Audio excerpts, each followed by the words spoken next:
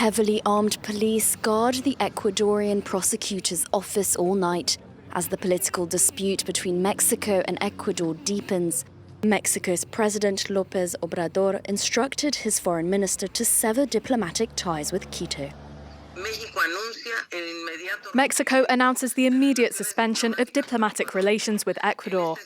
In this sense, Mexican diplomatic personnel in Ecuador will leave the country immediately. Mexico expects Ecuador to offer the necessary guarantees for the departing Mexican diplomatic personnel. Mexico will appeal to the International Court of Justice to hold Ecuador accountable for violations of international law. Ecuadorian authorities stormed the Mexican embassy in Quito on Friday and seized Ecuador's former Vice President Jorge Glas, who had been seeking refuge there since December. He was released from prison in November and had been seeking political asylum at the Mexican embassy, which was formally granted on Friday. Convicted twice for corruption, Jorge Glas served under leftist President Rafael Correa and is the most wanted man in Ecuador. In a statement, the Ecuadorian president stressed that Jorge Glas would not be allowed to get away.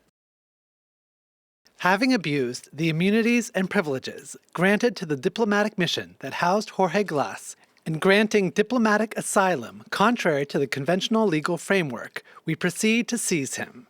Ecuador is a sovereign country, and we are not going to allow any criminal to go unpunished. Earlier in the week, tensions had already escalated between the Latin American neighbors after Mexico's president made provocative comments on Ecuador's presidential election last year and the assassination of a presidential candidate. Quito retaliated by declaring the Mexican ambassador to Ecuador persona non grata, forcing her to leave the country.